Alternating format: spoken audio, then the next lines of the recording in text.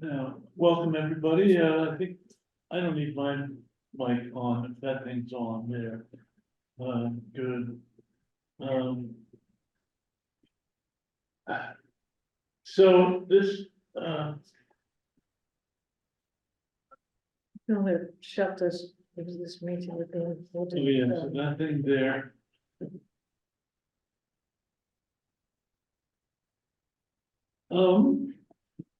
I want to start by making an announcement that's not on the agenda of this conference that our organization is running. I know Eric has actually signed up for it, so I'm gonna hit this and show the where is it? This is called so Mass Energize, the organization I spend most of my time with, and we're having a conference at the beginning of April 3rd, and it's for any community climate leaders, anybody on this committee who wants to go and meet people, talk, hear from some good speakers. It's on a Wednesday, it's at Brandeis. For volunteer members, I think it's like I guess it's $75 fee, but so anyone working to educate and motivate others to take climate action and reduce GHG emissions in their communities. And there's a bunch of good speakers. You can check it out. So I can send an email around this. It's on this website.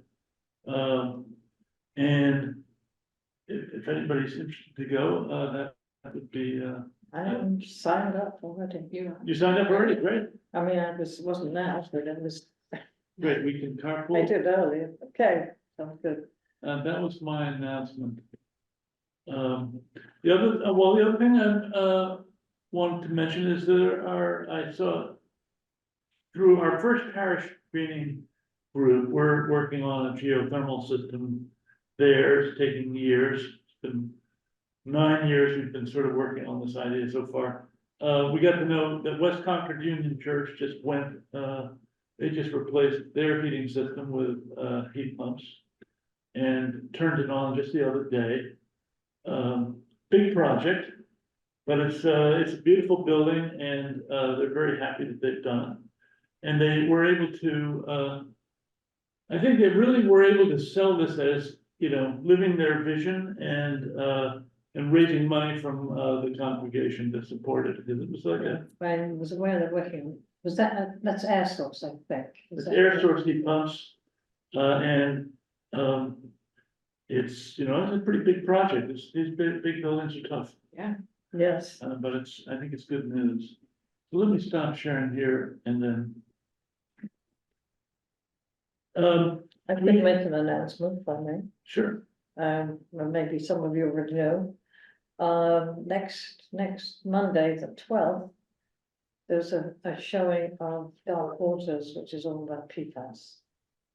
Which I guess, I don't know, it's not exactly climate related, but it's certainly environmentally related. It's 7 p.m, it's free, it's at the Umbrella Theatre. Oh, Emerson Umbrella.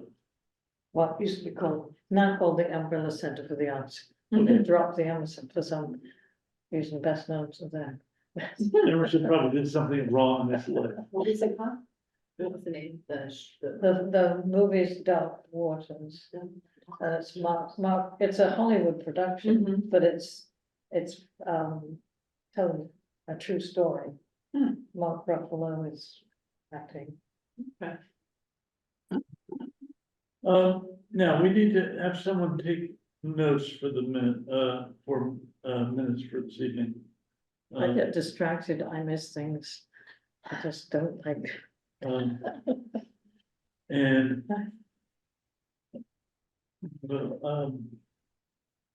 And I did the January 9th minutes, Brad, but I didn't circulate them in time for folks to review them. I'm sorry. Okay, not a problem. We'll get to them next month. Did you use the AI transcript or anything? Oh, you know what? I didn't, but I will go back before I circulate them and just double check my work. Well, I'm sure your work is probably better than the AI. I guess AI will give you some clues as to what happened. Okay. So is there would anybody be willing to take notes just to record what we're doing? Any hands online? No hands online. What? Online, yeah. Anybody Hands online? Gavin, can you take some notes? Yeah, I was gonna say I can take notes. It's a little tough online, but I think I should be able to do it. Okay. Thank you. So we have the clerk. Next meeting date will be March 5th and subsequent first Tuesdays. Is everybody planning to be here on March 5th? No, Not, I travel the next day, so I'll be here. what? I travel on the 6th, so I'll Okay. be, March the 5th actually works for me. Okay, good. Eric. You sent an update. Yeah, so I included a written update in the agenda that pretty much covers what I've been up to lately. So a lot of it's been housekeeping over the last few weeks, nothing too exciting new in terms of reporting. Something you probably all heard about and already is the announcement that MCI Concord is closing this summer. So there's been a lot of behind the scenes activity here in town, trying to determine exactly what that might mean for the town. Did the Probably. town know? What's that? Did the town know about that? No, the town was notified the night before the governor announced her budget, which is when it was sort of made known in public. So no, we didn't really have any advance notice of it. So yeah, we've just been kind of, doing a lot of work behind the scenes just to determine what that all means. A lot more questions than answers at this point, but, yeah, I think the town sees it as potentially as a big opportunity. With the possibility that the town could acquire the property. It's not clear exactly, which pathway that might happen, and the state could just, do procurement and go to the highest bidder, or they could make some sort of arrangement with the town. So there hasn't been a whole lot of information from the state yet, so we're just trying to ask a lot of questions and get some answers to what that might be. Obviously, there's a lot of, like any other property like this, there's a lot of potential interest in it. But there's just mostly just questions right now, so the town's just trying to get their head around it and position themselves to be ready for any opportunities. There was a letter that went out, I think, to all the committee chairs, board and committee chairs, requesting that the town try to go forward with one voice, meaning that rather than different boards and committees reaching out individually to legislators or other things with particular interest in mind, that the request is that we try to do that with one voice to position ourselves in the best way possible to take advantage of any opportunities. So, so hopefully people will be willing to do that. So yeah, I mean, I think we'll just have to see what that holds, and really interesting to see how it evolves. I don't think it'll be necessarily I mean, it sounds like a pretty quick process in terms of them claiming that the property will be vacant of prisoners and people by the middle of the summer. But we'll see how that evolves. And then it remains to be seen, what the process will be after that in terms of determining what the actual fate of the property is. So, all kinds of different considerations there. I think that's so exciting, because it really is kind of well, every time I drive by it, I used to show my kids that place, don't end up in there. That's not a good enough incentive. Well, we have some some members of Public Works on Zoom here, and so I think one of the. Yeah. One of the good things is that it seems like the state is. Indicated their willingness to turn over the wastewater treatment facility there to the town, which will be hopefully a big benefit for us in terms of capacity. There's some a bunch of considerations that go along with that as well. But I think overall, that's encouraging news for the town and Public Works in terms of wastewater treatment. So we'll see what happens with that. I'm sure that there'll be plenty of opportunities for the public to weigh in on this, regardless of what direction it goes in. And then the other thing I wanted to mention is that I think everybody knows that there's a warrant article for the town meeting to amend the bylaw for the fossil fuel free building demonstration program to amend it to include affordable housing and major renovations. And I got word that there is I have it in front of me somewhere here. There's a statement of support from the Concord housing boards in support of that article. Which I think is very encouraging in terms of them being supportive of including affordable housing and the fossil fuel ban. So that's some good news related to that. Otherwise, I think I'll just leave my report alone and yield any other time to our discussion on the agenda about the stormwater utility, because I have a feeling that there'll probably be more interest than just 15 minutes worth of conversation on that. Right. I want to ask you quickly, and we didn't have a chance to meet up, for thinking about a green communities grant application. Kind of haven't gotten that far with that. We went to see that property the other day where they had put in the heat pumps, but didn't do any weatherization. And it occurred to me, maybe it's the simplest thing we could do would be to think about a proposal just to do kind of some deep weatherization in a bunch of smaller buildings like that. I don't know if you Yeah, I we think that would be, we can certainly talk about that. I mean, I think an original intent with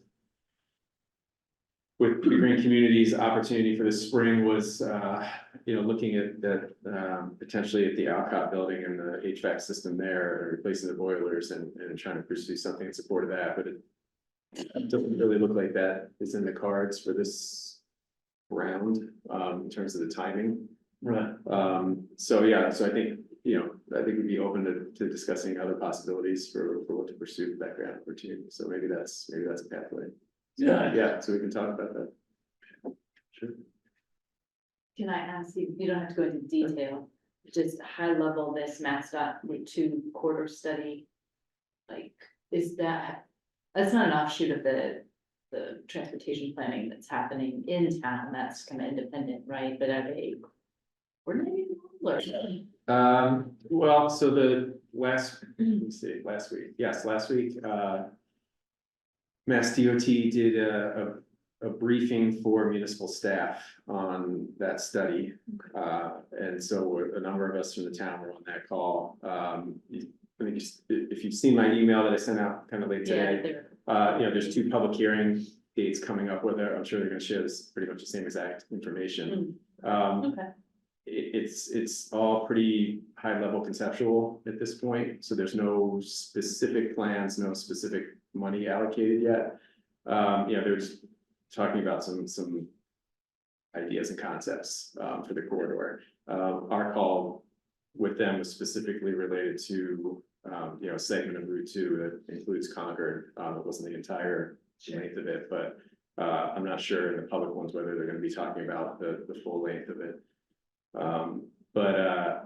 No, I don't think I don't know that there's any connection between that and any transportation planning that's happening with the town, only because it's all very conceptual at this point. But I think we'll be curious to see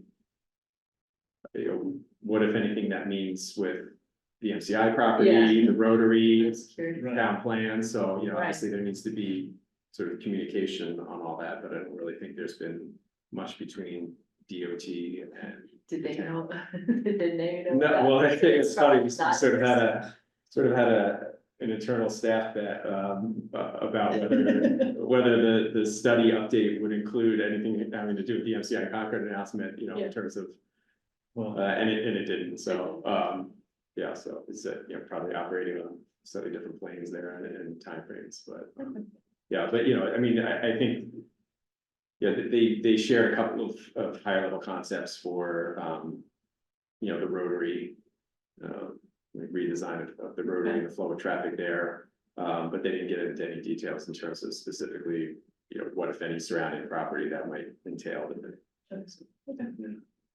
Curious, okay, thank you. very good. Okay, we can move on to, the, stormwater utility.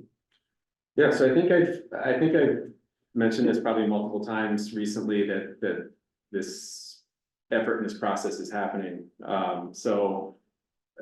And I think I've done it in the context of the climate action resilience plan, the fact that developing a stormwater utility is specifically mentioned in that plan, under their preparedness section of the plan, and the need for that. So it's been encouraging that Public Works has, you know, sort of taken the lead on making efforts to actually realize that and make it happen. So over the last couple of months, Public Works has been working with Weston and Sampson to come up with a plan, and a plan and process for hopefully, you know, moving the town forward on creating a stormwater utility.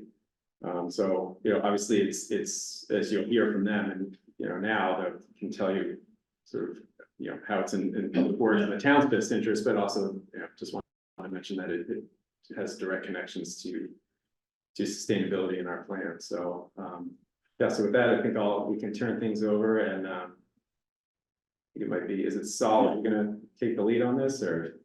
Yeah. My name is Solomon Ibarra, I'm the stormwater engineer for the town.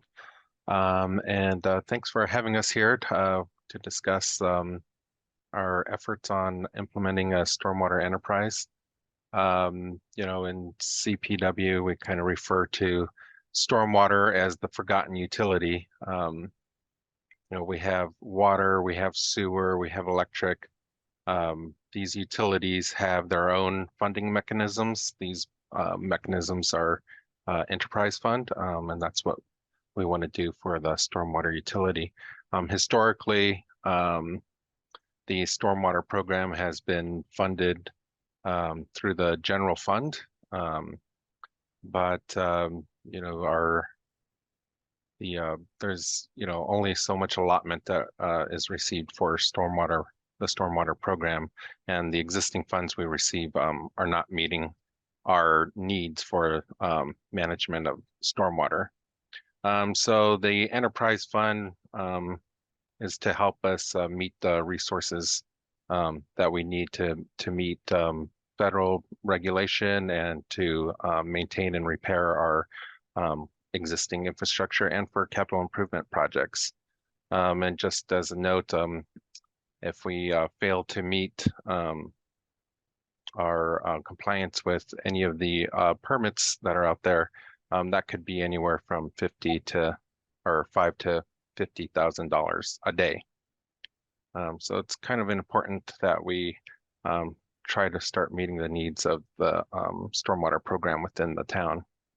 Some of the drivers for the stormwater management program include localized flooding and increased frequency of extreme storm events. I think we've seen a lot of that over this summer and continued into the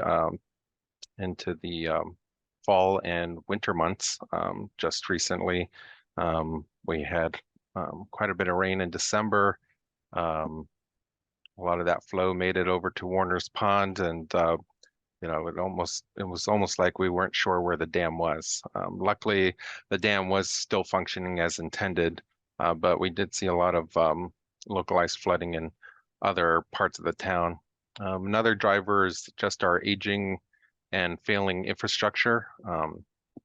You know, we're not sure of the condition of our infrastructure. An enterprise fund could help fund, you know, asset management program. A lot of our infrastructure could be, you know, 100 years old. And so getting an assessment of our stormwater or our drainage system can help us to implement a predictive maintenance plan. And with that would bring down costs for not having to do emergency funding to repair any infrastructure that may have been damaged during these larger storm events. The other driver is the MS4 permit. For those that aren't familiar, that's a permit that regulates our separate storm sewer system in Concord. In other places, there are storm sewers that collect both sanitary and stormwater flows, but here in Concord,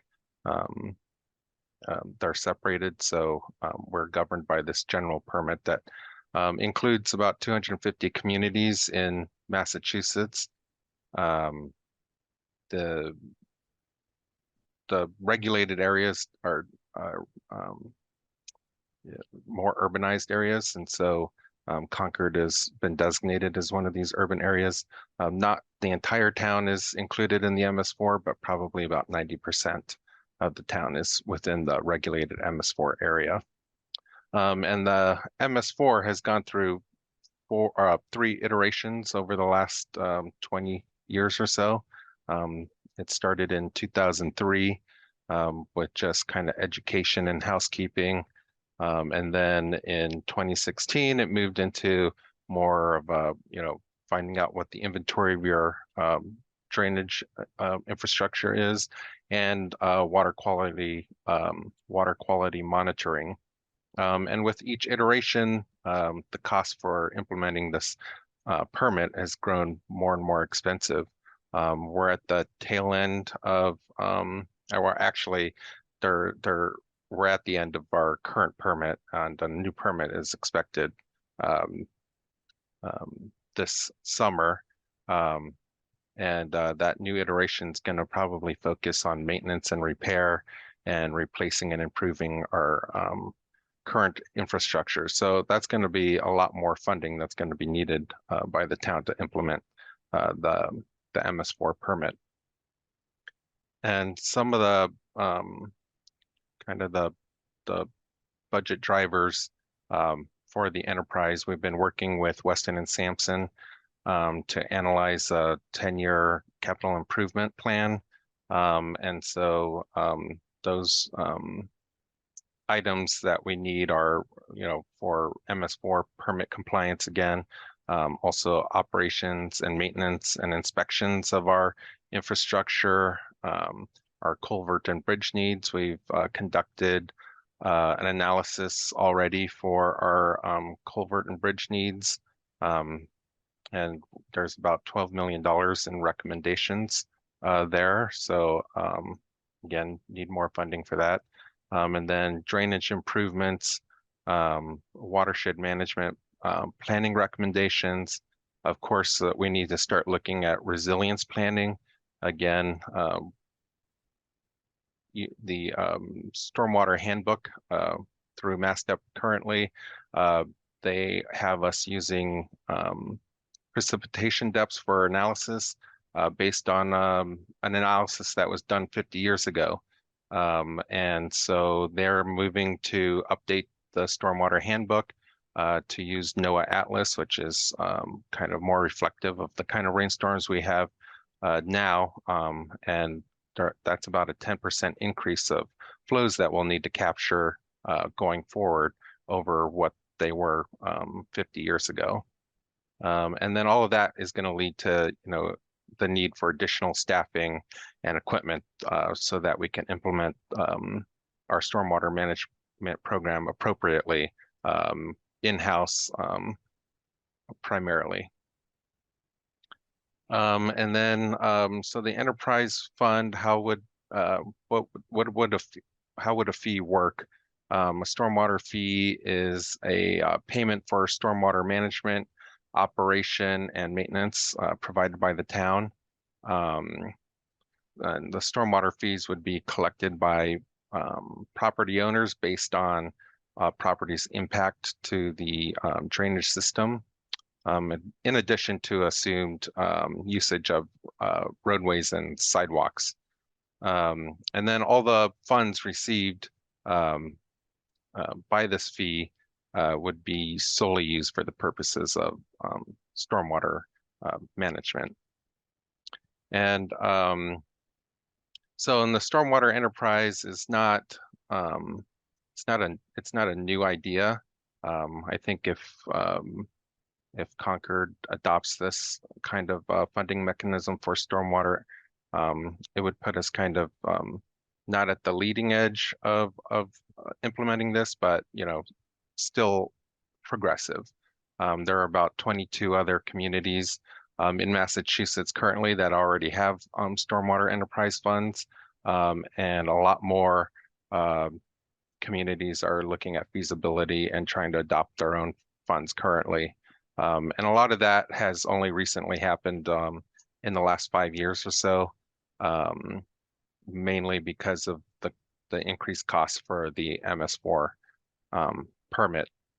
And then, so a rate structure for the enterprise fund, there are different options.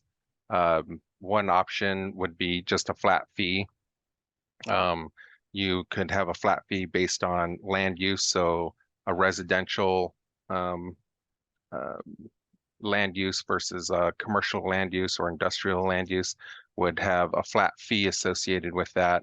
And then also on the residential side, it could also be, that could be split up into multifamily units and et cetera. But the problem with that kind of structure would be that residential unit that has 5,000 square feet of impervious area will pay the same fee as another property that has 25,000 square feet of impervious area. So it's not very equitable when you think about the amount of runoff that's being contributed to the drainage system or the waterways of the town. And so a more equitable way to implement the fee structure would be to have a impervious area based method. And we've with our consultant, we've conducted an analysis of impervious area of the town, and we've come up with a common unit, and that's called equivalent residential unit, or ERU. And so the way that's calculated is you kind of find out what the averages of all the residential properties in town are, and then you can find what your common unit is. And the consultant that we use, Weston and Sampson, has calculated that to be around 5,600 square feet. So that's the average impervious area of a residential unit in the town.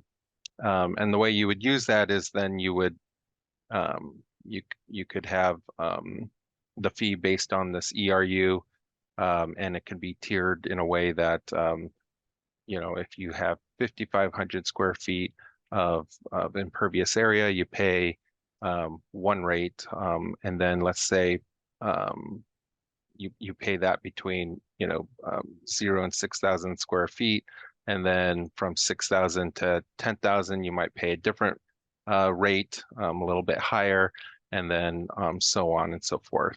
And then for commercial, for commercial land uses, you would do the same thing. In some ways, you could do it proportionally. So if you're, you have if the commercial property has 10,000 square feet and the ERU is 5,000 square feet, well, you'd pay 2 times the ERU rate. So there are different ways to do this methodology for a rate structure. And Question? yes. Would the goal be to incentivize people to have whatever impervious area they have drained not into storm sewers, but more, organically on their property or something? Is that, you wanna incentivize, people to not contribute to the storm sewer?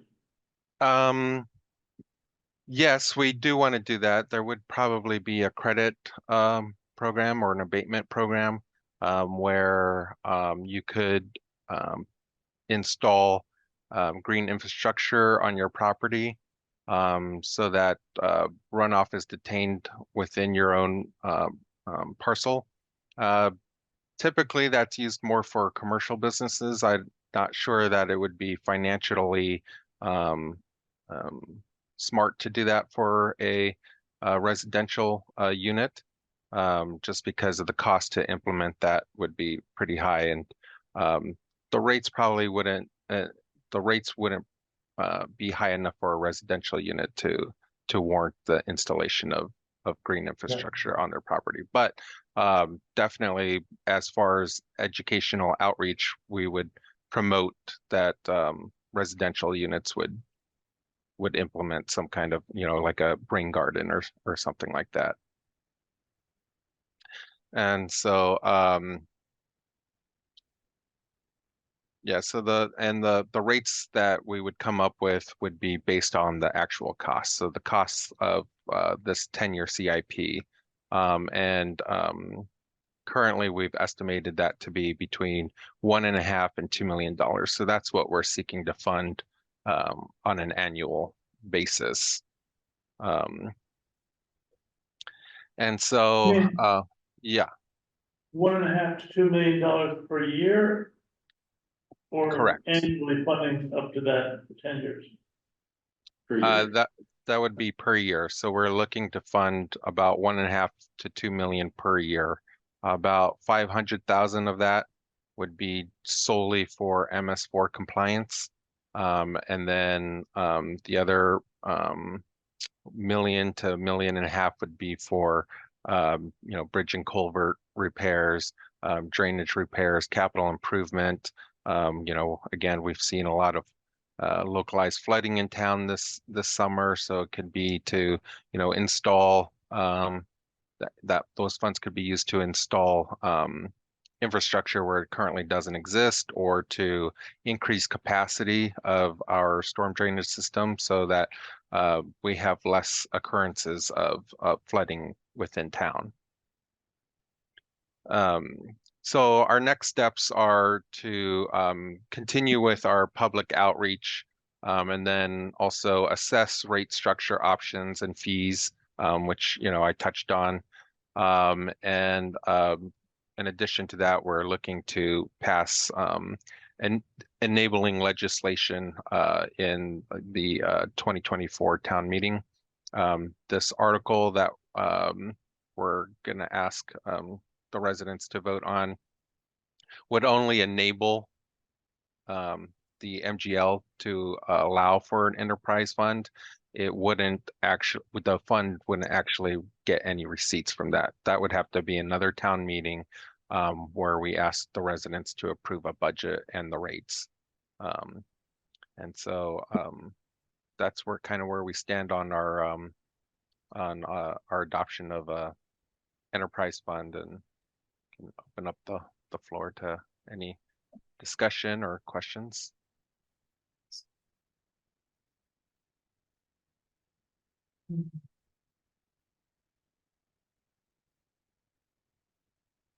I've got a question. It's related to the question a moment ago about green infrastructure. So it sounds like the assumption is that if there's an impervious surface, then the runoff from that surface is stormwater, independent of where it goes. So, for example, very trivial example, I'm thinking of my yard and the driveway, which is impervious. Some of the water that falls on the driveway runs off into the street and into a drain. Some of it, on another part of the driveway, flows into the yard and is basically dissipated within my yard and natural rain garden, so to say. Will there be any attempt to look at water flows or let me rephrase it. Is the idea just to simply look at impervious surface area, period? Or is there any consideration for where is that impervious surface? What happens to the runoff from that surface? Yeah, good question. Yeah, so we're the way that we're looking at this is that whether or not all flows from a particular property make it to the drainage system. We also assume a usage of roadways, sidewalks, other areas of town, but also that those runoff flows that don't make it into the street per se still make it into, let's say, streams and waterways of, of town. So, and we still need to regulate those areas as well. So we wouldn't do such a fine detail of where flows on each property are going, but it would just be solely based on the impervious area of the property. Got it. It makes sense. It's a pretty tall calculation challenge to figure out where the water is flowing and how much Yeah. where. I was just curious. Thank you. No, that's a good question. Thanks.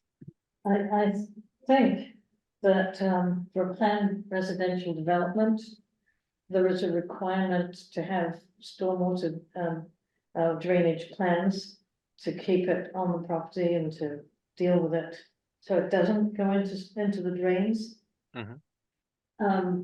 Would there be a new requirement for private houses to do the same? Not currently. If the MS4 calls for a stricter regulation that would see such a mandate, possibly, but I don't think the MS4 would mandate such a regulation. The commercial property and new development that is driven by the MS4, so that's why if there's a disturbance of an acre or more, there needs to be some kind of stormwater management on the property itself. But yeah, so for residential units, I would not, I don't foresee that happening. Actually, I had a question if I could. Mhm. First of all, a great presentation, and I'm all in favor of the stormwater utility district. It makes so much sense. But since it was brought up, I didn't hear the previous question, but it seems to me though that maybe in a later phase of this, you might actually think about a way to have people, provide a incentive to people, sort of cut down their effective impervious area by having, rain gardens and putting the stormwater into the yard and things like that. But I understand that's institutionally very difficult to implement, but maybe later on you could think about that, because it would send a signal to homeowners to try to keep as much stormwater on their property as they can. The other thing is, and you mentioned this, that I think you're updating the stormwater design regs from, I guess, TP40, whatever it was, to NOAA 14 or something. That's still only the present climate, isn't it? It doesn't include any adjustment for a future climate, does it? That's correct. So it's the stormwater handbook put out by MassDEP. It wouldn't be our regulations in town, but we would have to meet those regulations once they put that handbook out. But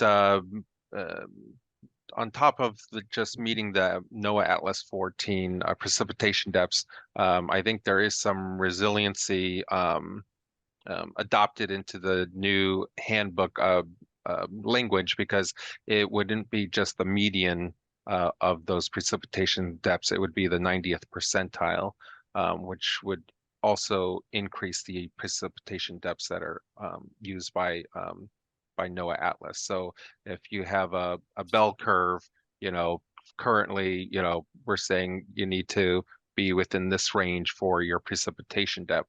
But the new handbook is saying, we actually need to be over on this tail end of the bell curve. So you're going to have a much higher precipitation depth that you need to capture. So I think that the resiliency is kind of built into the new language that they're proposing in the handbook. So you're saying they're changing you say they changed the, more extreme.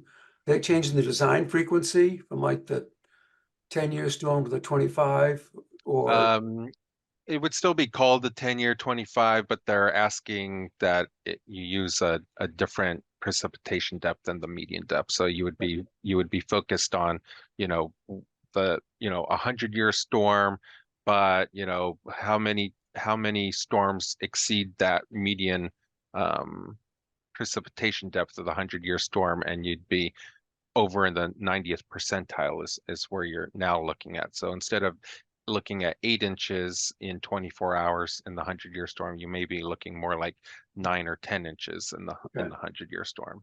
we don't design stormwater for the 100-year storm, do we? We do. Our current Oh. regulations do call for a 100-year storm. That was adopted in 2011. Oh. So any developments since 2011, they need to meet the 100-year storm event. But historically, that hasn't been the case, and most of our infrastructure in town is much older than was installed much earlier than 2011. Okay. Also, isn't the state, there's a whole thing called the RMAT process, where they've developed climate change projections they want everybody to use. Has that filtered down to the town yet? Not yet, and Okay. I'm not sure how much the handbook is looking at that, and maybe that's kind of how they're what's driving their idea to use the 90th percentile. Okay. And no. Anyway, I think it's a great idea, the stormwater utility. So Great. we should do it. Thank you. Thanks.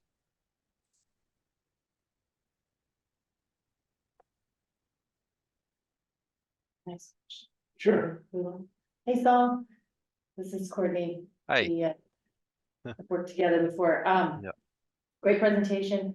So we, as the Climate Action Committee, have the last couple of years talked about a resiliency, our plan for resiliency, and particularly flood vulnerability, very much in line with, what you're talking about as being a driver for this. And we've talked many different times about how to get that funded. So, just in terms of what the enterprise fund could be used for, and you talk about capital, you talk about MS4 obligations, is, funding of a deeper dive on flood vulnerability, and to kind of build on what Paul was talking about, looking at future storm events, climate, projections into, 50 to 100 years in the future. Is that something that could possibly be funded through this enterprise fund, or are there, restrictions around how that can be used, or how the DPW can use that? No, absolutely. It could be used for watershed management studies. Yeah, and I think actually we have a line item for flood study in the town. So we could use it for that as well. Yeah. Okay, cool. Okay, so so I did share this afternoon, I shared the preliminary evaluation document and the FAQ document with the committee members. So I'm not sure if everybody's had a chance to look at those yet, but I think we'd like to hope that the committee as a whole is supportive of this effort, given that it also supports the climate action plan, and that maybe we can even be voices in the community to help encourage others to support this effort. So. Right.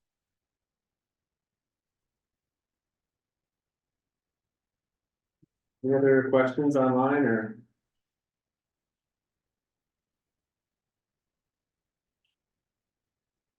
Okay, great. Well, thanks to the DPW folks for joining us, and sharing that presentation. I think that helped give some context to the committee.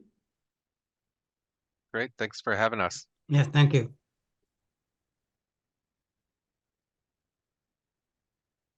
Okay. Next item is chair update. In my update, I already kind of gave by email that I feel a personal need to step down as chair. I have some, family issues, my dad, and also commitments that have just gotten too much for me. And I find that if I get too busy, as busy as this, I just spin my wheels and I don't get anything done. Which has been a bit aggravating. So I don't know, what we have,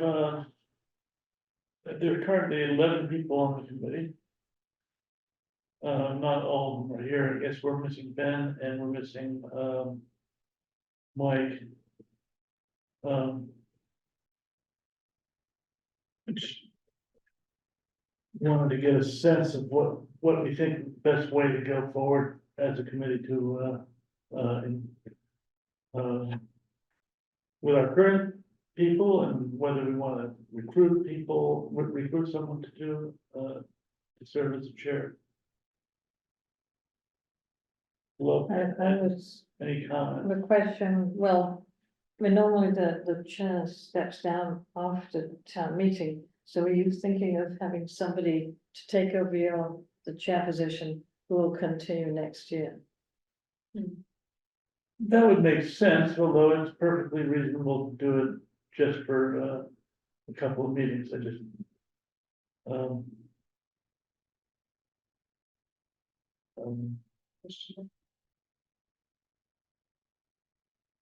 and so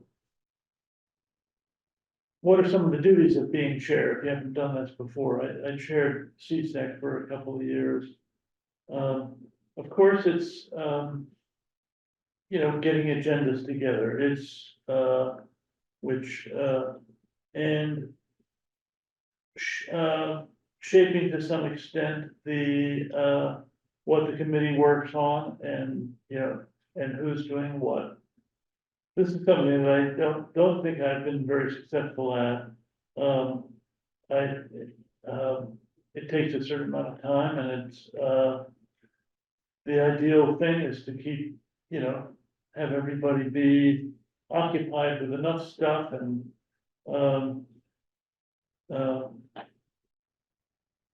so and then also, meeting with Eric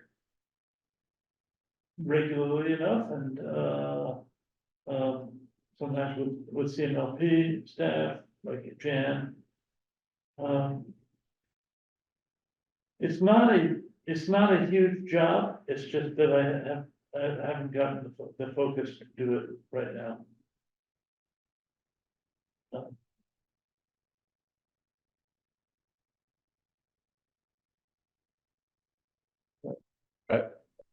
Can I just chime in with a couple of questions? I know in CAB before the merging of the committees, we had talked about chair roles and responsibilities and transitions, and we had like a whole policy we drafted up. I can't remember if that was adopted by this committee as well, but I think that's something we might want to take a look at if we do have something specific to the election process and stuff like that. The other thing I'll mention is I think there's a bunch of people who are terming off in the near future, including myself, I think in May. I think there's several other folks in April or May. So that's also, something to consider for obviously someone can fill in temporarily, but I think it's probably best if there's whoever takes on the role is hopefully continuing on through 2024.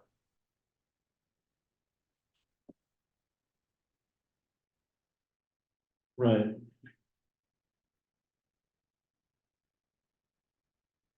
And I think those dates, I don't know, of those dates, the dates that people were terming off on the previous committee that they were on. I think mine has me terming off this year, which,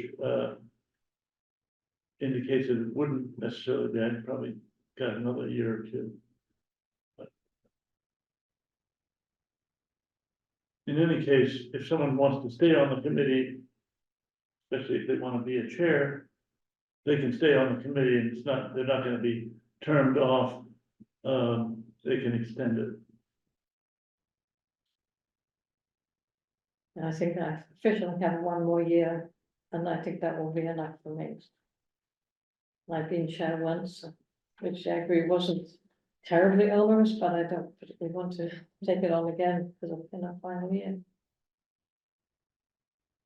Yeah, there's actually 6 of us that are cycling off in April, May. The 6 of us. Yeah. Well, is So, that include you? mhm. And I know, Between April or May, it depends. For some reason, there's different dates there, but. Karen wants to, I think Karen wants to quit. She could speak up for herself. I cycle off in May and had planned to do so. Yeah, so Brad, myself, Karen, Paul, Mike, and Jake. But since there's a new committee, you can be reappointed, correct? I don't know. I don't know the answer to that. It's, Probably, but I'm not sure. Mhm.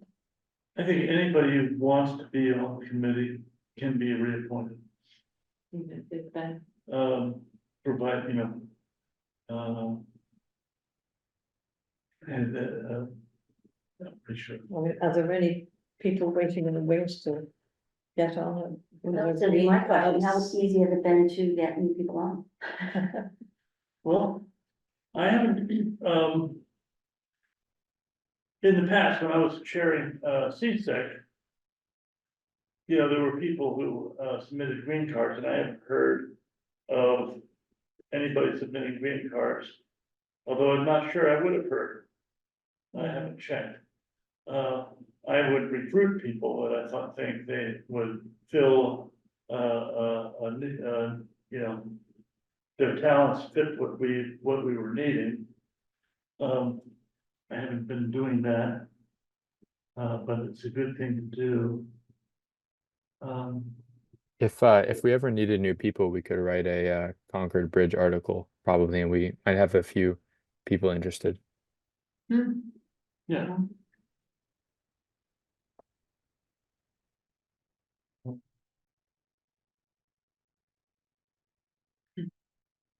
I imagine there probably are people that have submitted a green card, I just don't know. Yeah. I know when I was chair, there were several green cards, well, some of them were quite old, but they were still Yeah. there. So,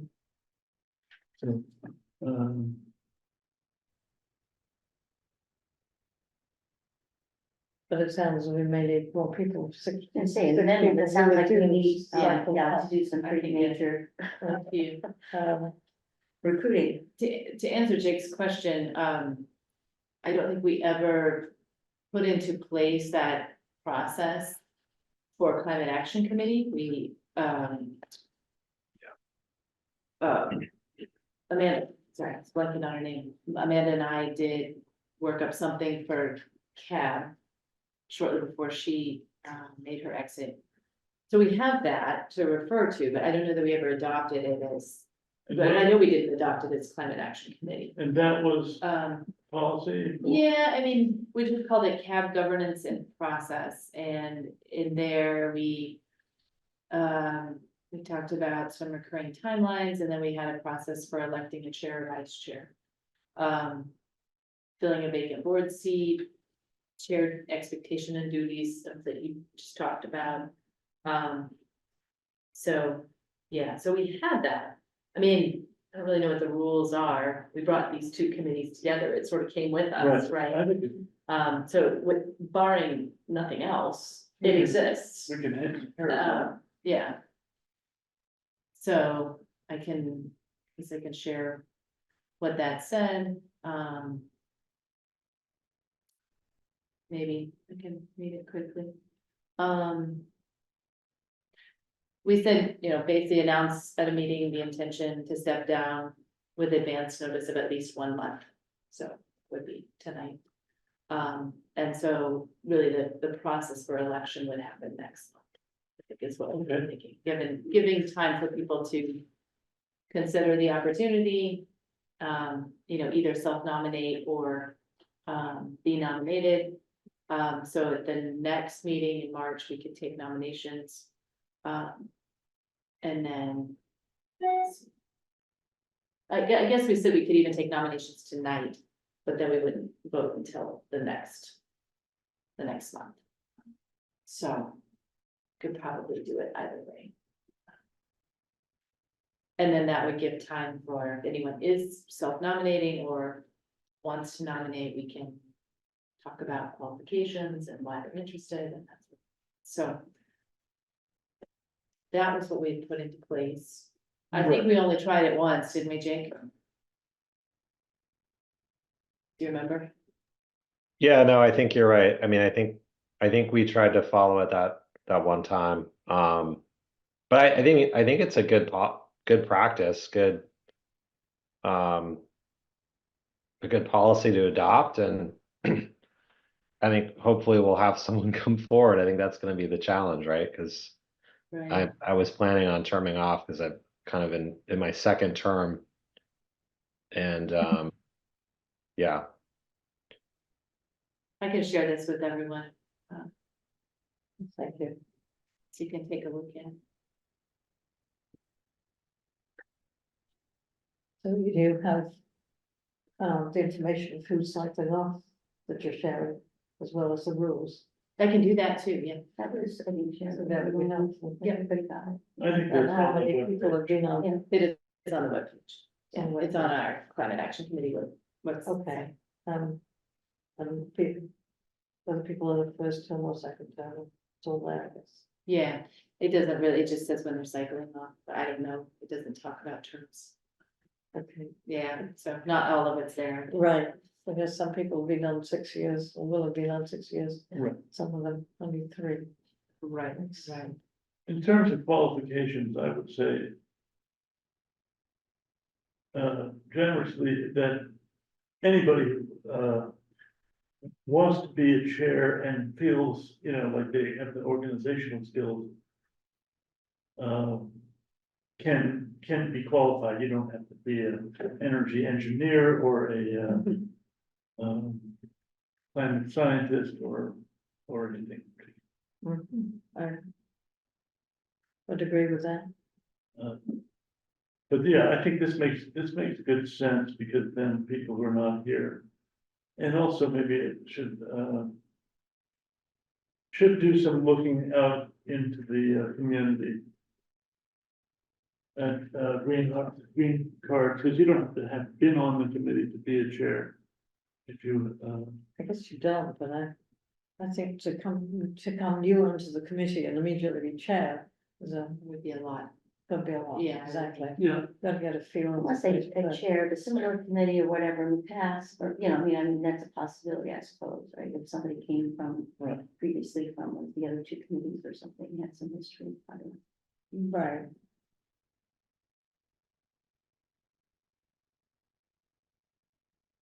Well, I think remember in the past, there were lots of private conversations between meetings, Yeah. The previous chair would talk to people and, gauge a feeling of whether that person was interested or not. Yeah. yeah. Okay, I mean, now. The other position is clerk, and we've been doing a rotating clerk. I personally don't think the rotating clerk works well. And that's from the point of view of the chair. It's somebody different each month, and it's sort of like, I don't think, I think it's better if it's, if it's kind of a routine thing in general. It's even better, I think, if you write up the notes and kind of, get a draft in, you know, within days as opposed to at the end of the month. Mhm. Because it's a routine thing, you know, you have to get your notes together and edit them, but then they kind of are what they are, and they're not necessarily perfect. But, they don't necessarily come a month later, and then the question is, well, I've had a problem, we make some changes and send them to the, person who was clerk at that meeting, but then I didn't always follow up, so I don't have the corrected version of the notes to, post on the website. It's a little bit haphazard. Yeah. I think that makes sense. Um, And CSEC always had a clerk for the year. Yeah, And in fact, Karen did it for 2 years. right, And It's a long time, Karen. that's, yes, she did a great job, but it's, I know it was a lot of work. right.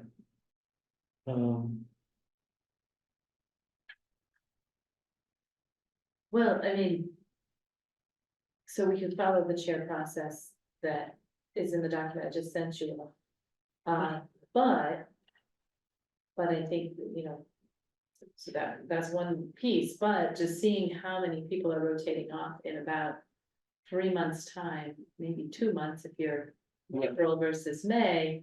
I wonder if we should take you up on that offer, Gavin, to write something up for the bridge to get, you know, to drum up some, Yeah, you know, yeah. that's 6 people we're going to need to replace, Well- just to be viable. I'm planning to stay on the committee. Okay. So back, I don't know if, so are all the other 5 or so? With everybody, I don't know. I don't know, who else is, Who are the 6? You're supposed to memorize that. Rotating. So Brad, myself, Karen, Paul, Mike McDonald, and Jake. So Jake said he was, Karen. So, Yeah, and I think Mike is hoping to go up to CMRP board. Hmm. So that would be, so maybe it's just me and we wanna,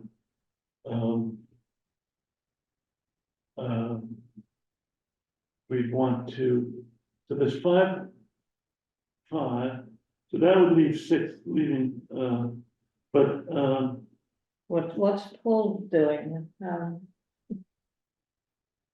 Paul, do you have an idea whether you'd stay on or not?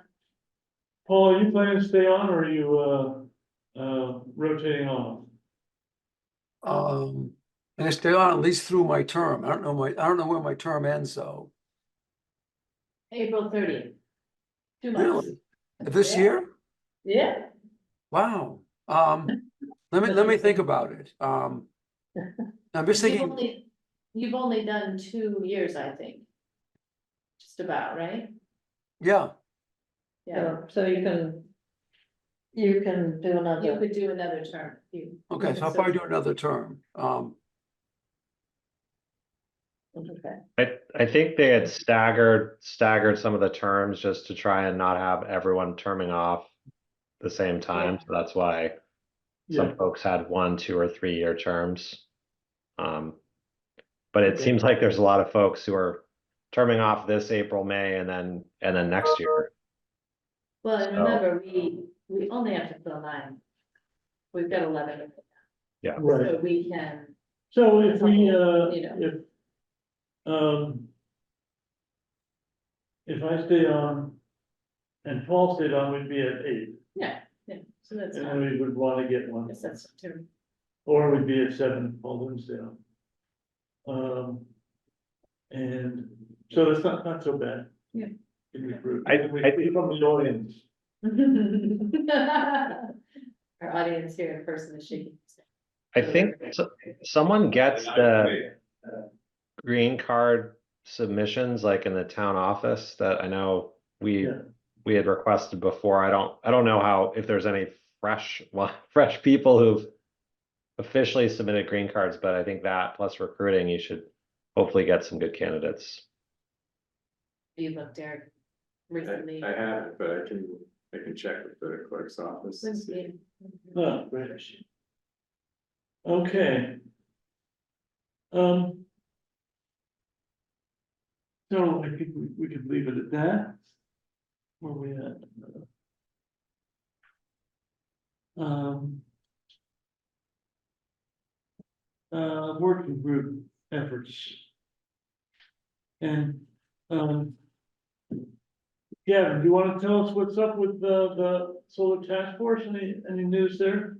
Yeah, I can go. And also on the topic right before this, not to add to the somber mood, but I'll be probably stepping down from the committee in January because with my company, I'll be working in Spain. So I don't think I can make the meetings with those time zones. Oh, So, in so Spain? Congratulations. Fantastic. That's exciting. thank you. Yeah. So that's with my parent company is a Spanish company. So it's part of like a early career rotation. I've done 2 rotations in the US and then in January I'll be moving to Spain for 6 months. So then I don't know where I'm going to be after that. So I don't want to, I'll probably step down from the committee in January, but I'll be on until then. So we might need another recruit add to that list. Okay. All right. So now I'll go ahead with the report. I have a little slideshow here. Let me share my screen. Okay. 1 second here. All right. Can everyone see this? Yes. Okay, perfect. So just a quick update on my end. So for the 2024 town meeting, as the Solar Task Force, we initially had selected 3 sort of short-term sites for solar development. One on the landfill right near Route 2, one on the CCHS rooftop, and one in the CCHS catchment area, the basin between the BD Center and the CCHS parking lot.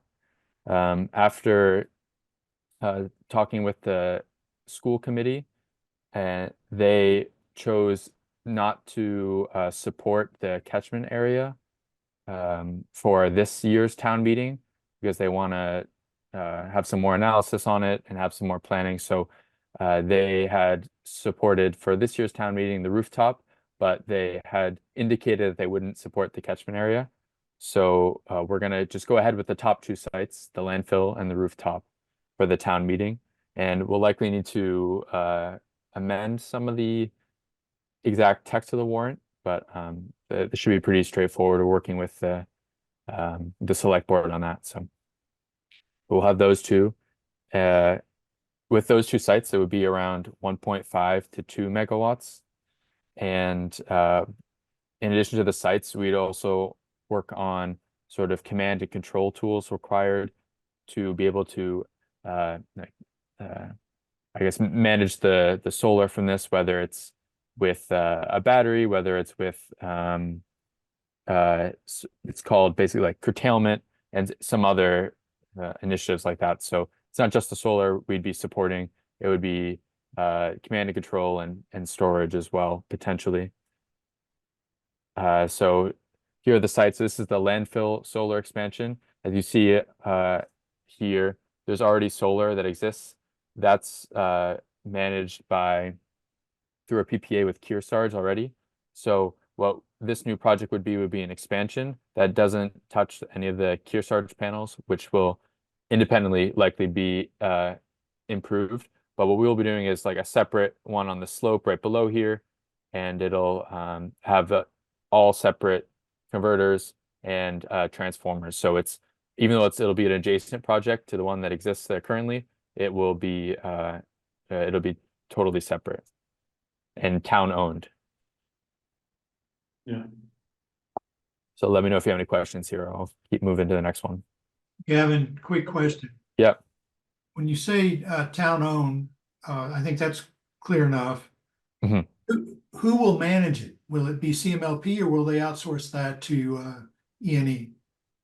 Yeah, good question. So at this point, it looks like it'll be CMLP that manages it. There might be new sort of infrastructure software, that command and control that we had talked about, that they need to invest in to be able to manage that. Because currently they wouldn't be able to with the infrastructure that they have on their end, other than just maybe flipping a switch on and off. So that'll be included, and they might get help from Energy New England setting that up, but CMLP will manage this. And to zoom out a little bit too, the money that is being asked, I'll have a slide on that later, but the money that's being asked for in the town warrant article will be CMLP will be that raising that money, so it's nothing that will be like something from the general fund or anything. It'll be CMLP that's in charge. Obviously, that filters down to ratepayers, which is mostly everyone in the town, but it's not a significant increase, if that makes sense. Yeah, thanks. So when it says, bus bar headroom, yes, Mhm. that means, that, they think there's no chance that power will flow the wrong way. Yeah, that's correct. So these two short-term sites were identified because there was headroom on the bus bar. So more solar could be added to this local circuit that wouldn't overload the system.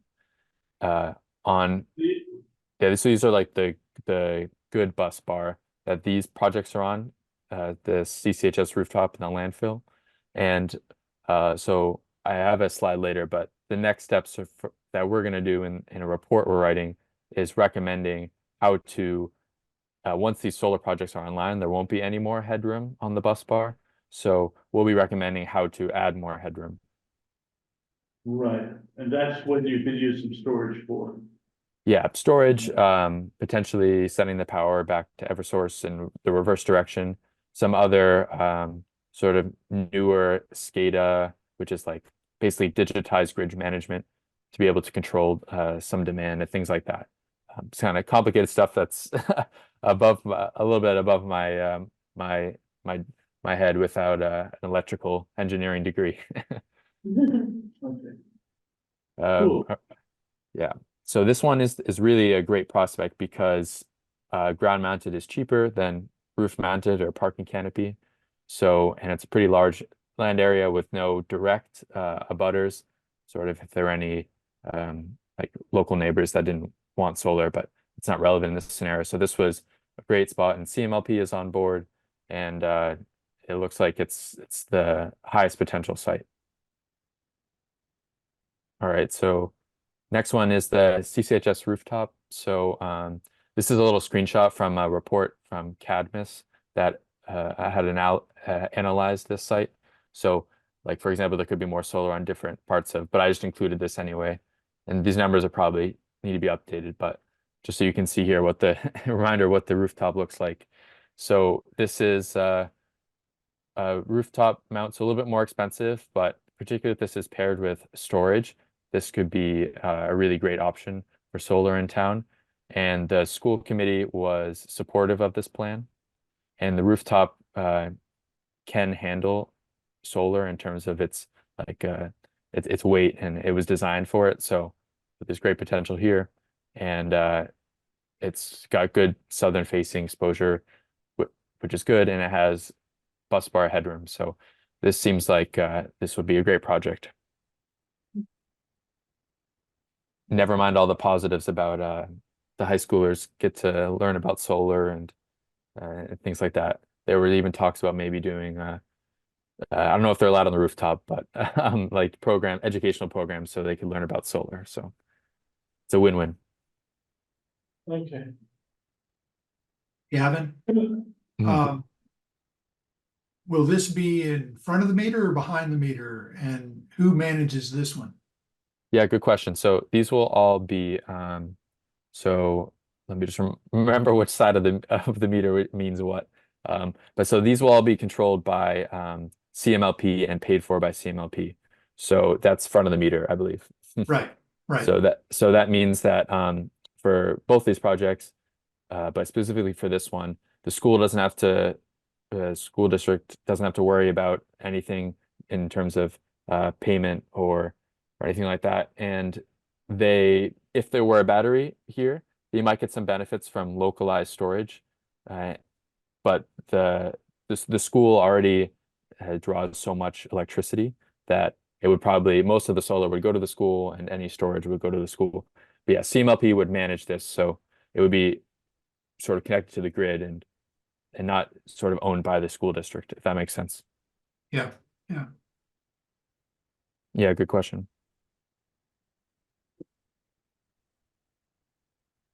All right, Good. I'll keep us moving here. So if you look at the costs here, we had spoken about this last meeting, but so these estimates were based on a conservative to moderate pricing in terms of if it went to the things might be more expensive side rather than cheaper, just to have a safe estimate. So looking at this, we have the landfill solar top here. You can see it's a little bit more expensive as a roof mount as compared to the landfill solar here. There's a lot more, so it's a little bit more expensive.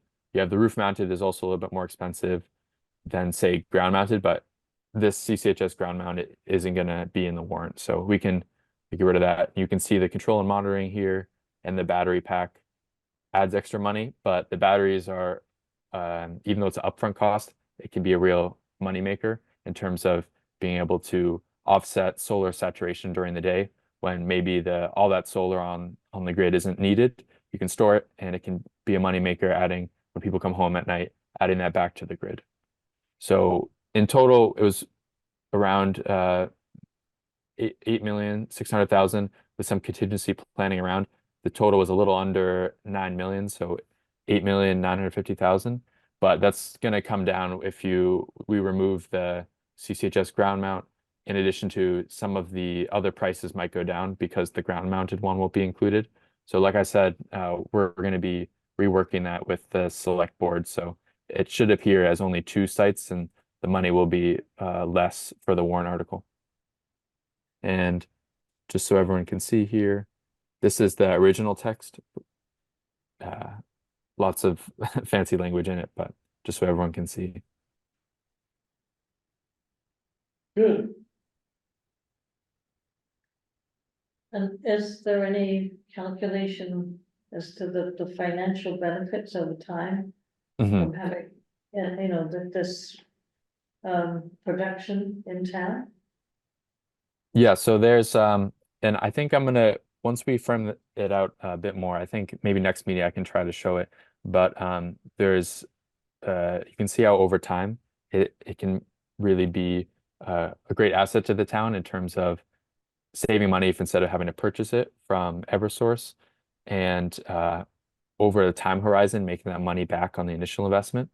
And all these finances were included with the IRA, sort of the Inflation Reduction Act incentives. So it's really strong projects financially. And go here too. Here are the next steps for the solar task force. So we're working on a longer term report to identify new potential sites, medium and longer term, that are town owned, but also looking at public-private partnerships for both solar and battery, looking at SCADA system, which is the sort of command and control, being able to digitize the grid and so CMLP has a better view onto it and can control the local grid better. Looking at battery storage, looking at potentially selling the power back to Eversource, and more innovative solutions like virtual power plants, which is essentially if people have batteries in their homes or businesses have batteries in their homes, they can choose to enroll in a rate that would be cheaper in exchange for if CMLP needs the power to come online, they can tap a certain percentage of the battery. It's being used successfully by Green Mountain Power in Vermont, uses this a lot. It's been really great. And then additionally, maybe using electric school buses with vehicle to grid capabilities, meaning the school buses sitting at the depot right on the Acton border, they can be essentially batteries. So while they don't just sit there, but that would be a big investment working with the CMLP, working with the school district over the next decade or so. But something to keep on the horizon. We're going to be looking at so it's not just the more traditional ways of managing the grid, but also the more innovative ones. So the report will probably be coming in end of the summer, about it after a year of the solar task force. And of course, the town meeting is in April, so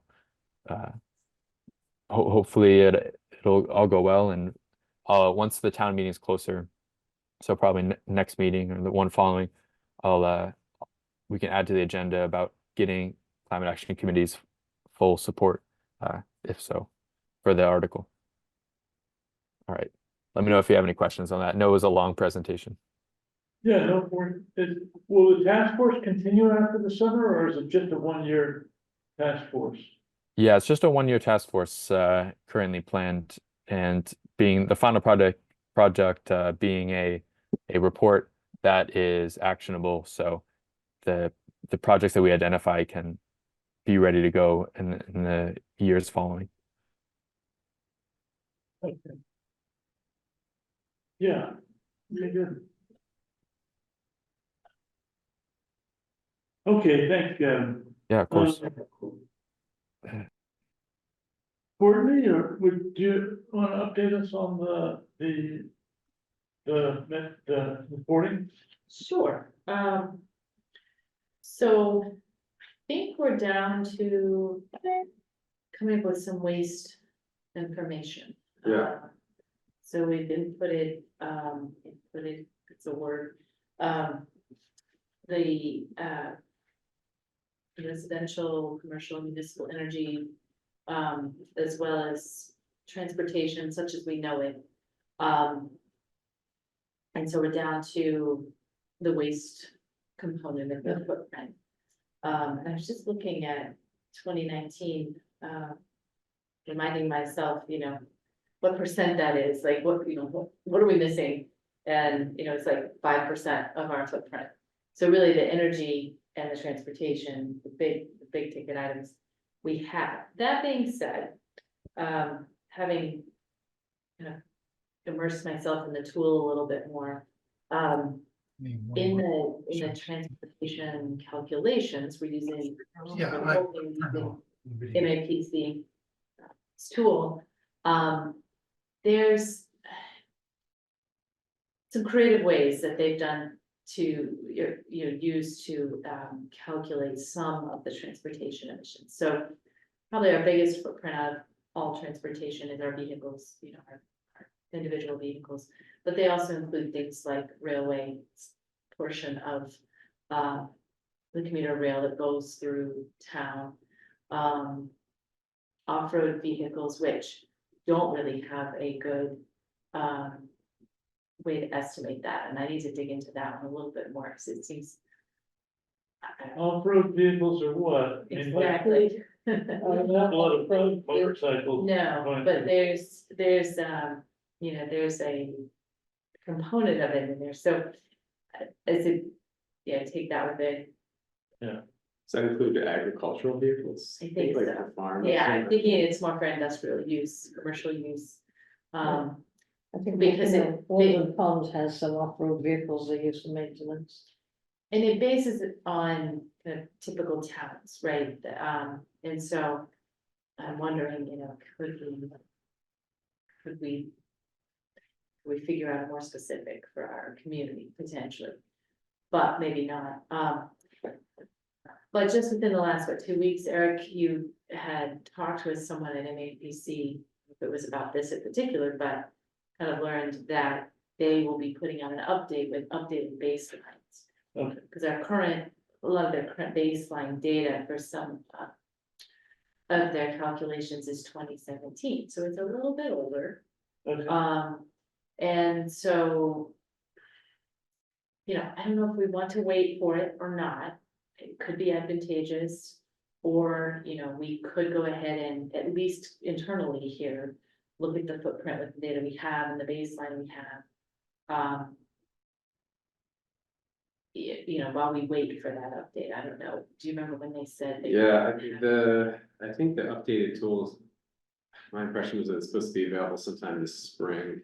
But I can Not, follow up with them to try to confirm that. I mean, if that was their. I don't want to say best guess, but that's what they were suggesting. So. And I'll see what I can find out. You know, because I let them know we were working on this now. Yeah. And kind of asked them what this means, Right. and, you know, I said, because obviously we've been trying to use.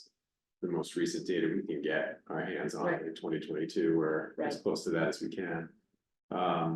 So I'm not totally clear right now on what their updated tool means. They made it sound like that the biggest change was just that it was different baseline data.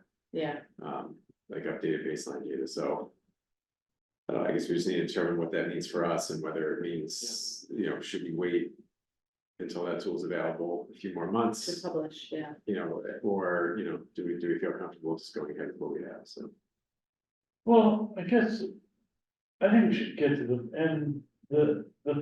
try to get to the finish line with this tool. But I don't, this tool being, a spreadsheet with data behind it.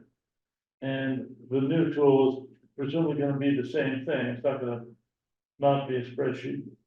Oh, no, I think it's more just, you know, like I said, there are a few ways, a few things that are being calculated that towns in general just don't keep track of some of this stuff. And Okay. they've developed a method for, you know, it's defensible, I think, method for helping towns to kind of build those Yeah. areas where they don't have it. To estimate those areas where they don't have it, to get a more complete look at it. My guess is they're just updating some of those. Because as I said, some of it points back to data that's 2017 or 20, I think there's one that's 2014, it's a little older, right? Yeah. And I think it makes sense to update that on occasion, Oh, especially, of course. you know, the data might change only a little, but still. You start to question it if it's too old, right? Right, So I suspect that's what they're talking about. but- Yeah, but I wonder- I think they alluded to the possibility of including some new data sources, but I don't know what those were, so, I mean, for example, maybe that means the vehicle census data that, Right. you know, Right, became available this past summer, which obviously is a big improvement for right. communities over anything that was available before, but we're already using that, so. We are using that in this case, but as I was, I think, talking to you too, when we met briefly, I was a little uncertain how to put it in the tool because of the way they have the tool set up. It was set up around an old Yeah. method right. of estimating, but now we have, you know, actual registration data that we have access to, which we didn't have that before, it was an estimate. So, maybe that is one of the items that they're doing. I wonder if, I mean, I don't wanna make extra work for us, but in the releasing of this new tool. I wonder if the fact that we have data and we're using the old tool and it would also use the new tool might be interesting for them as quality control. I don't know, yeah. I was wondering, I mean, Eric, do you think it would make sense for the two of us to? You said maybe give them a call. Yeah, sure. If they, you know, could expand on some of those data sets that they're planning on updating, and then we can make a more informed decision whether we just go ahead and publish now and use the new tool going forward or hold it up. Yeah, I can ask them about that. They still have, I pointed out to them that their contact person for the inventory tool. Long gone. Apparently, yeah, left there quite a while ago and hasn't been updated on the website, so I'm not sure. Who or how actively they've been managing this process, but That's fair. but I'll talk to them to identify somebody that we can talk to, and yeah, I think if we could have that conversation, just to. Okay. Hopefully get a little more clarity on it.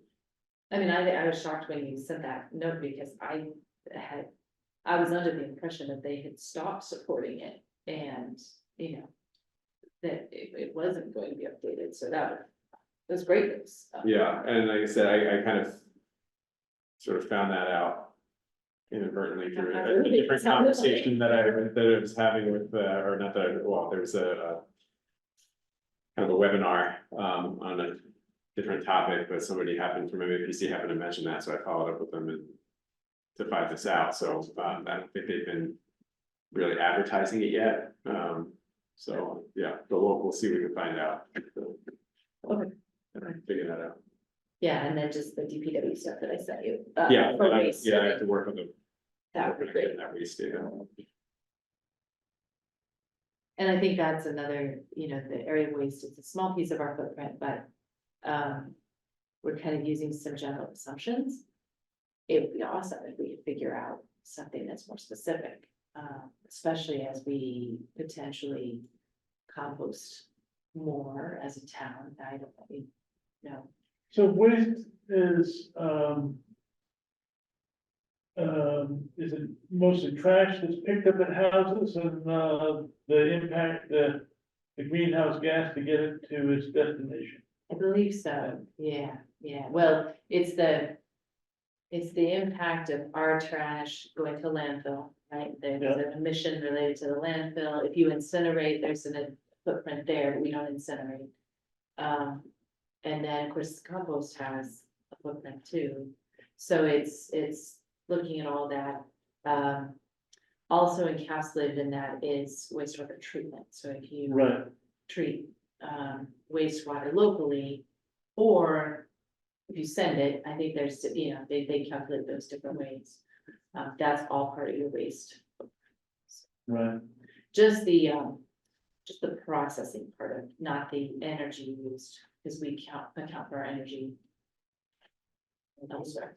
Yeah. Okay, thank you. Challenging process. It is, yeah. Who's that? Oh, Question or comment? Yes, I'm also the Public Works Commission, so on the waste side, so one thing you will have on our agenda to look at is we have a dual stream system for recycling. Currently, more or less every town in Massachusetts went away from dual stream, so we have to ship away one part of the stream long distance. So we are generating more carbon footprint because we are running a dual stream system. I don't think our tool is that sophisticated. Yeah, but that's one of the things That's I know good. Alan has on his agenda, Yeah. I think to think about, that, we need most likely to go to a single stream system. This will be much cheaper. It will save us a lot of cost and will reduce our carbon footprint. And that's something that could be on the agenda in the next year or so. So I just want to flag that. Sudbury just did that, I know. Yeah, no, it costs unbelievable amount of money. In the past, we got revenue from paper and cardboard, now it costs money. Yeah, and in addition, we have to drive longer distance. okay. Yeah. It's If you compost, you get rid of your peat from the compost. would a single stream be a trash, kind of like a trash barrel that That's the one automatic? of the things we're looking at, like, is how all of these things are getting simplified, more efficient. Okay. Okay, cool. So you think that might be in 2025 or something? We have to look at it because it affects the rates for the trash. Yeah, and you're running right now a deficit because of that. Yeah, and so it will be on the agenda of Public Works Commission at that time and how this is structured. Thanks. Okay. On the residential stuff, I mean, I've been talking about the last couple of meetings about kind of this rather grandiose campaign, and I just, I personally pulled back from thinking about that, just because I haven't had the energy. I haven't successfully gotten, a bunch of other people working on it. Cheryl and I talked about doing green home tours. And, we can report on that. When we talked about it, we talked about a couple of dates in March, potentially. And, proposed those to, Jan at CMLP, and she says, great, and she told the coaches, and at least Kim offered his house up. Yeah, and they all, I mean, bringing in one of the other coaches if we. Right, so they could have three- plenty of coaches, yeah. Three coaches, if we did 3 homes, there could be a coach at each one. We talked about doing 2 days just for, making our lives more difficult, but also giving people more, 2 chances to go. And we talked about, having a home in, like sort of Canantum, White Pond area, West Concord and, towards Concord Center. And do you want all of these houses to be ones that are being converted from oil or gas? Good question. Most of them, yes, Mhm. but potentially, other green homes are interesting too. So I would say if we did, if 1 or 2, maybe 1 each day was a home built green, that would be good. Yeah, well, I was thinking that, basically want to encourage people to convert their houses. Right. So to have something that was being converted would be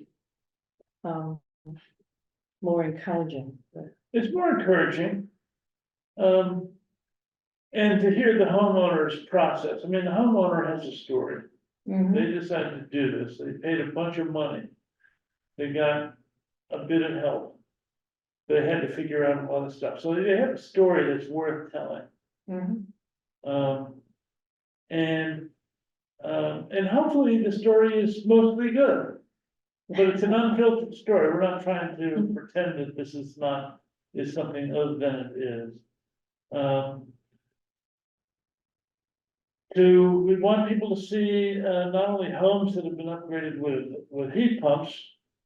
Ideally without any fossil backup, but that maybe with fossil backup in a case or 2. But also to see induction cooking and where do you charge your car and, how do you heat your water and the various aspects of, a green home. And by the way, I met with Mothers Out Front the other day, and they are all in, they wanna be, helping to promote it, but also, involved in the plan. The main thing is we don't have a lot of time to plan, and we kind of have to have homes lined up. Pretty quickly. But we're going to, what they suggested doing is we don't wanna put the home addresses on a brochure and hang it up. We want to, get people to register and, even if we have to tell them where the homes are. It'd be good to have I don't know, what do you think? Well, they have to tell them at home, but, I mean, I guess after they register, that would be fine, Right. and I don't know. It'd be interesting to hear from the homeowner's perspective what their concerns would be. I don't know, Yeah, I mean. Presumably it's Concord people coming to look at Concord homes, right? I mean, Yes. it's the one family I've talked to is happy to do it, but they're on vacation right now and. Want to hear some more details and want to, but they're happy And, you know, to do it, Okay. and I know that they did it fairly recently and they used codes and it's 98 or 99% or something like that. I don't think this is the real big payoff because they still have some fossil fuels. Okay, great. It's an old home.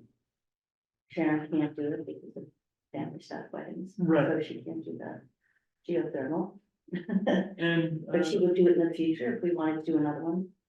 right, Laura said that, she could do it. She thought she was too extreme, but I thought she's the perfect, a good example. Is she the one who mentioned? She's in Commenton. Yeah.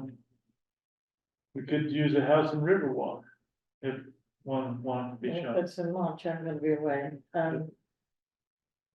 But- I mean, somebody like Phil Thayer next door in Mill Run. Oh, that's maybe even Uh, better.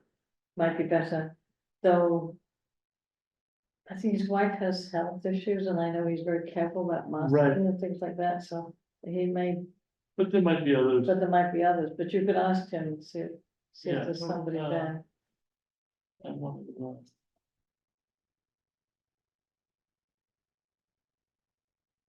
So, I just want to mention related to this, on Monday, I participated in there's a building electrification accelerator group.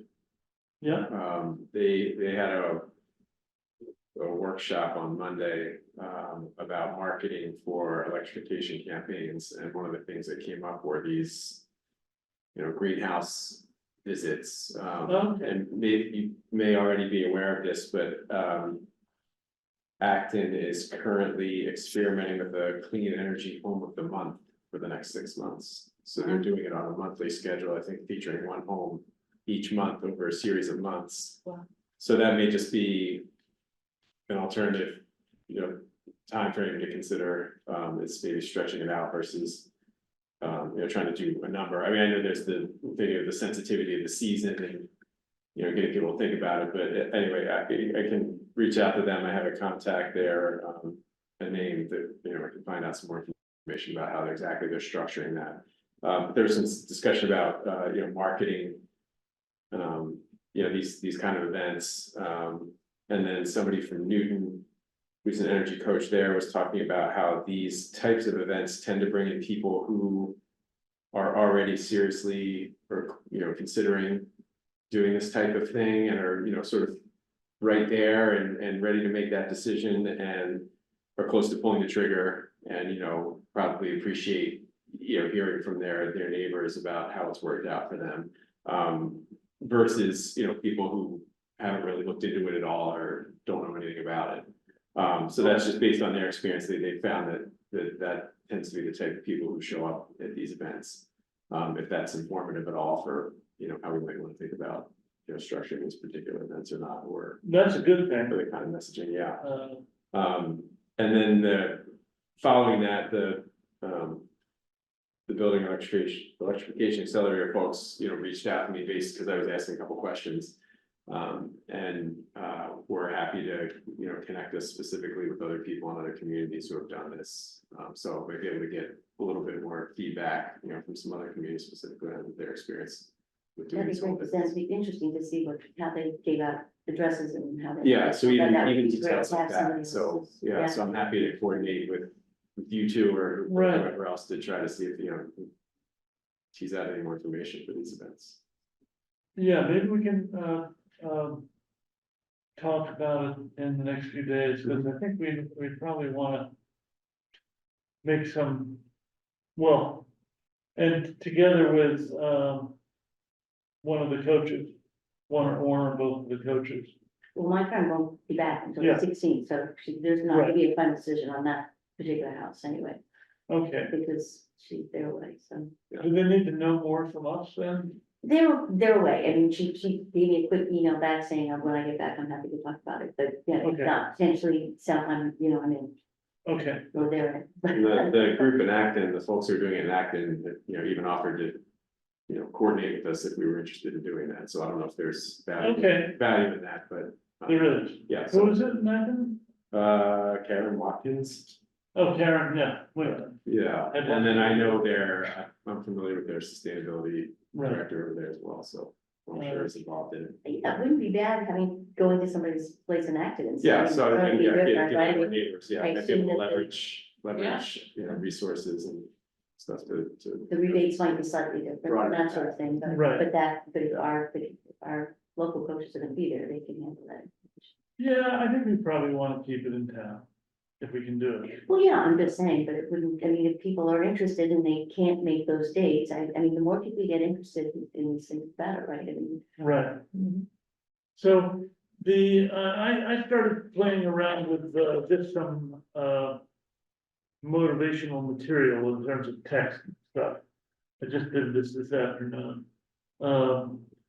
And we kind of need to, we're behind the eight ball of this, we probably need to have some publicity together in a couple of weeks' time. Even sooner if possible. Maybe, I think we should talk to Jan together. Are you? My problem is You're busy during the week, yeah, I mean, I get home by 3:34, but I know that's probably your ending time for. I think we could probably do something Do at something, 3:30 or 4. Maybe To that. Thursday, Huh?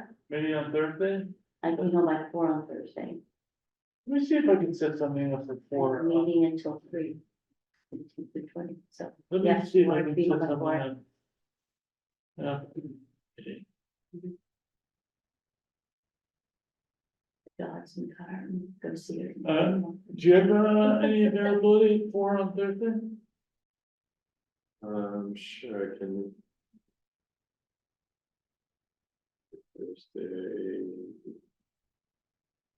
Yes, Yeah, yeah, I can probably do that. okay. Do you think this is something that the town, I guess the town would not necessarily push this on with their little informational pieces that they send out, probably.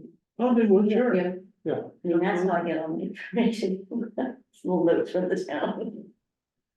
Yeah, but we can coordinate offline and, Yeah, so I could share some of the information I found out. right. Let's see. Now, Jake, you have a green at home, right? Jake, are you? I'm here, sorry, I was on mute. Yes, yeah, I do. I Air forgot source where heat it is, pumps, high efficiency. but you built it green, We did, yep. right?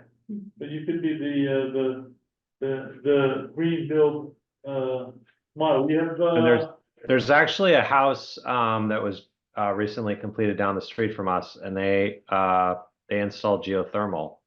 And I think they did a pretty aggressive building envelope as well. okay. Was that a new build? It was, yep. Okay. Okay, cool, so. There's still a couple people I need to talk to, my wife informed me that our house is not in the, It's not the right. on this one. We have a kind of a renovation project that, has to be completed first. I was all gung ho about it. But, okay, so I think in the next week, we should try to tie up at least the homes on the first Thursday, the first Saturday. And if if there's some uncertainty on the homes on the second Saturday, we can arrange that. I think the publicity won't have the homes in it.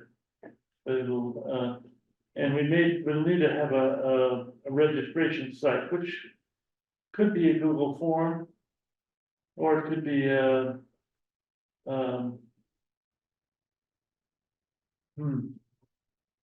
it could be an Eventbrite. Maybe Acting people will tell us or whatever, exactly Yeah. what worked best for them, and then we put it to them, Right, which good. works best. That's Uh, good. Good thought. You don't have to reinvent the wheel, that's not. Right, okay, good. So, we'll move along there and we'll get something done. I guess the main time frame, we want to have publicity in the bridge. We want to have, publicity through the schools, channels. And, you know, organizations, stuff like that, but, getting something together to,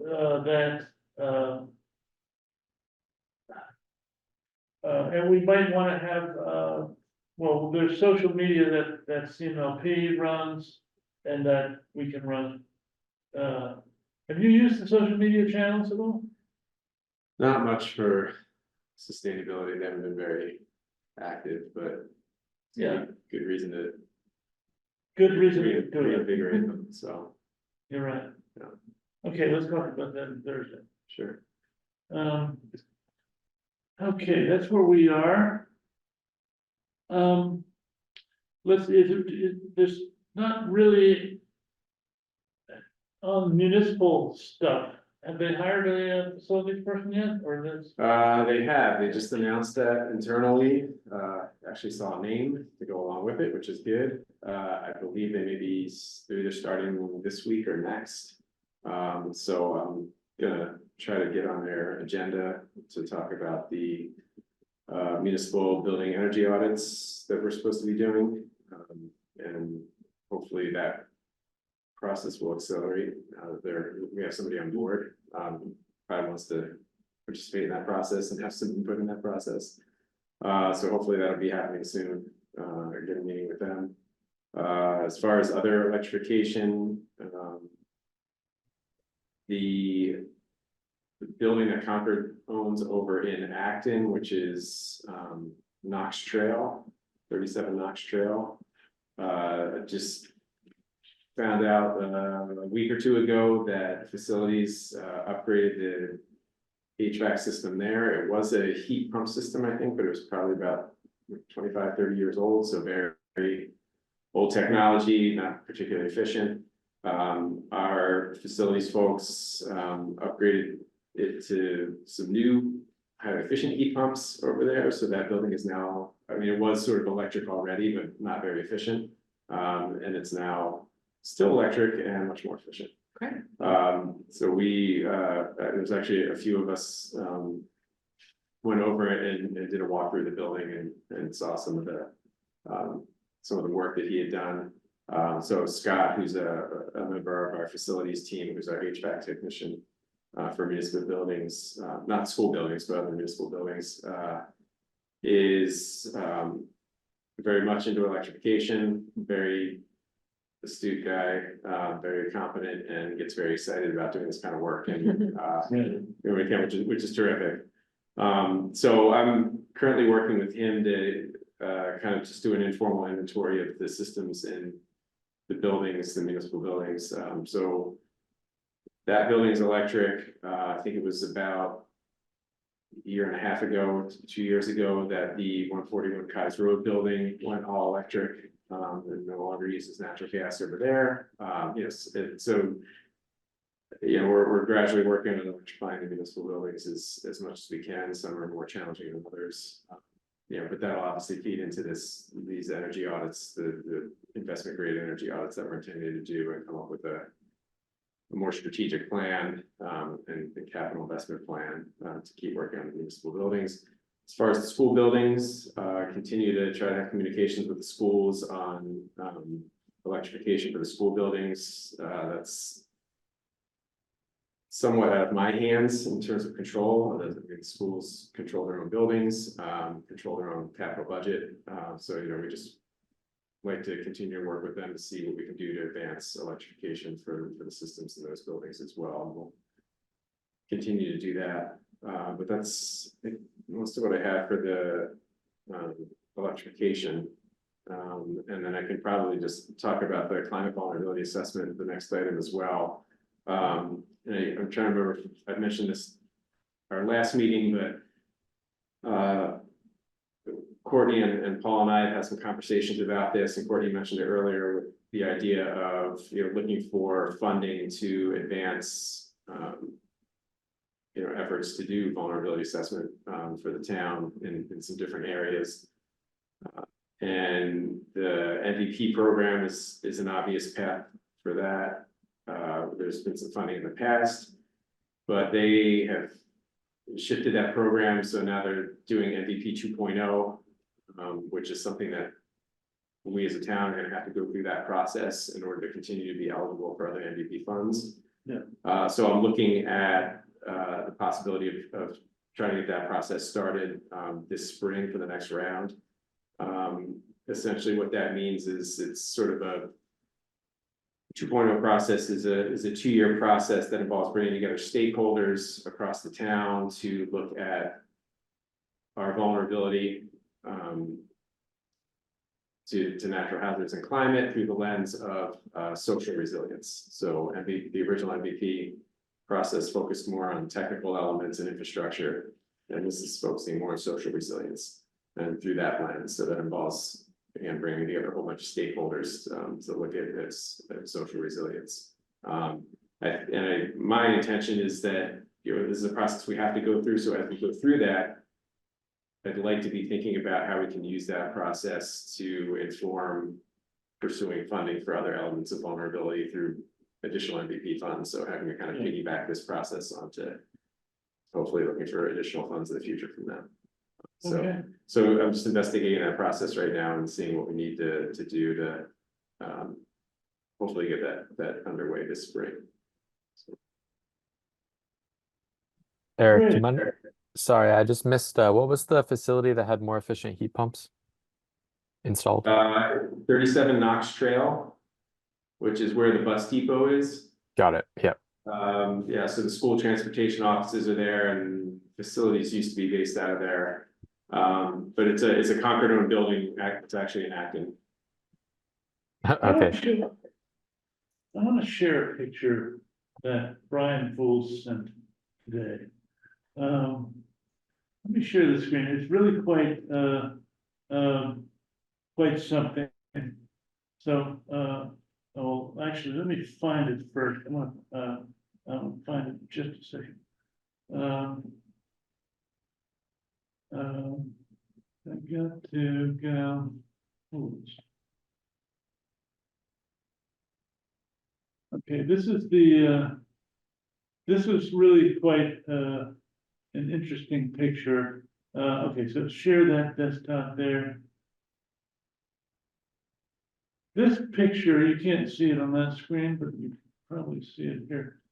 This picture is a duplex over near the Hunt Gym.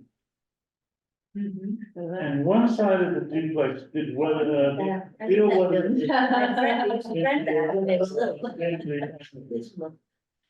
So is that known or is that his assumption just based on the picture?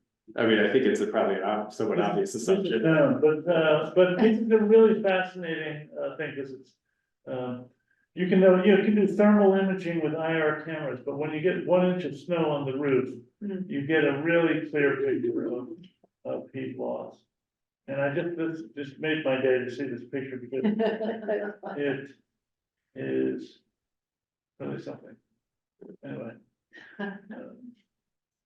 This is, and the Knox Trail building made me think of it because the guy, Scott, he has absolutely no fear of this equipment. He could install anything by himself. Wow. But he didn't do any weatherization. And the attic is thoroughly uninsulated in that building, and the size of the heat pumps, there's four 6-ton heat pumps. Now 4 5-ton heat pumps on that building. And I think it's a little more like the left side of this picture probably than the right side. And that's where we, doing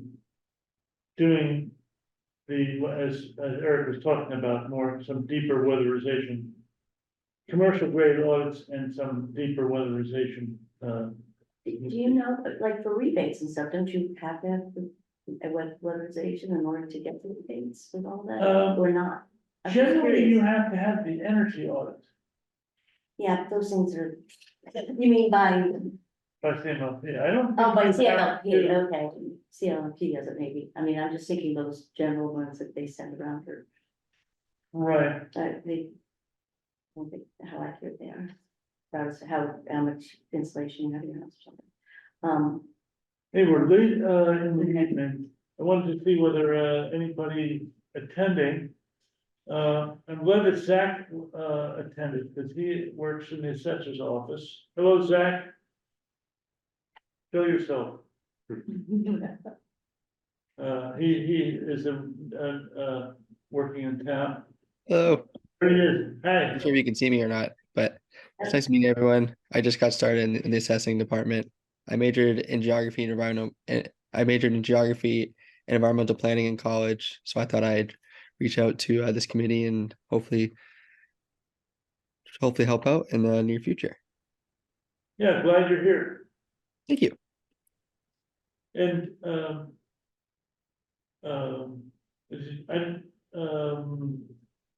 Good name for a moment. Sven.